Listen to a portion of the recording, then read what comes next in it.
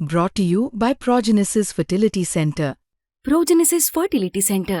वंध्यत्व समस्येवर सर्व आधुनिक उपचार एकाच ठिकाणी उपलब्ध. आणि दोन भाऊ मिळून घेतील ना निर्णय.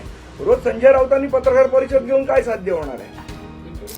अशा रोजच्या पत्रकार परिषदेनी युती होऊ शकत नाही. आतापर्यंत कुठलंही ना पडद्या मागणं ना पडद्या पुढणं कुठलाही संवाद साधला गेलेला नाही. मला असं वाटतं या जर तरच्या प्रश्नाला मी आज उत्तर देऊ शकत नाही.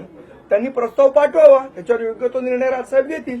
संजय राऊत ज्या पद्धतीने सातत्याने सकारात्मक आहेत असं सांगतात आहे, मग आता तुमच्याकडून काही यावेळेस पुढाकार घेतला जाणार का?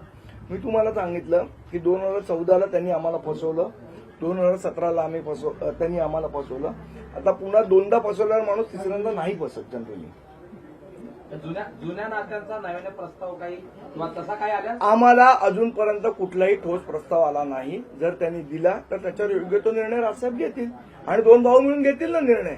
रोज संजय राऊतांनी पत्रकार परिषद घेऊन काय साध्य होणार आहे? ना आमची जी काही इतर पक्षांबरोबर नाती आहे ती आम्ही तुम्हाला माहिती आहे, लोकसभेमध्ये पण आम्ही पाठिंबा दिला होता. विधानसभेला आमची चर्चा चालू होती, चर्चा असफल झाली. त्यामुळे त्याच्यात काही लपवण्यासारखं काही नाहीये किंवा आम्ही काही लपवत पण नाहीये की आमची कोणाबरोबर नाती आहेत किंवा नाही आहेत. पण ही मुद्दाम एक हवा निर्माण करायची मराठी माणसासाठी म्हणून आम्ही करतोय असं दाखवायचं.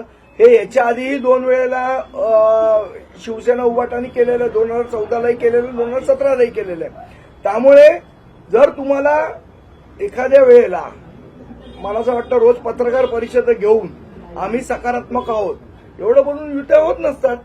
ज्यावेळेला आम्हाला करायची होती, मी उदाहरण म्हणून सांगतोय, ज्यावेळेला आम्हाला करायची होती त्यावेळेला स्वतः सन्मान्य बाळा गंगावकर यांना राजसाहेबांनी मातोश्रीवर पाठवलं होतं आणि युती होत असते किंवा चर्चा होत असते ती अशा प्रकारे होत असते. पत्रकार परिषदा घेऊन होत नाही. कुठे तुम्हाला जर खरोखर असेल तर 4 पावलं पुढे आले असते. नुसत्या चर्चा करून कसं काय होणार? पडद्याच्या नाड्या त्यांच्या हातात नाही तर आमच्या हातात आहेत असं पण ते म्हणतात. मी तुम्हाला सांगितलं ना पडद्याच्या मागून ना पडद्याच्या पुढून.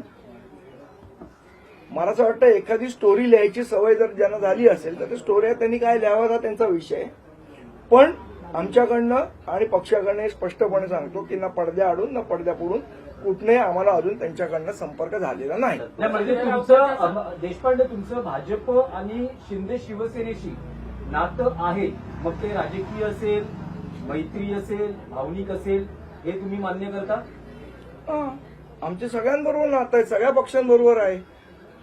पवार साहेबांबरोबर पण आम्ही बोलतो. आमचा विषय असा आहे की तुम्ही जेव्हा म्हणताय की आम्हाला मनसेबरोबर दिलसे जायचंय आणि या सगळ्या गोष्टी करायच्या, या करताना तुमचं बोलणं आणि तुमची कृती याच्यामध्ये कुठेही साम्यता नाही.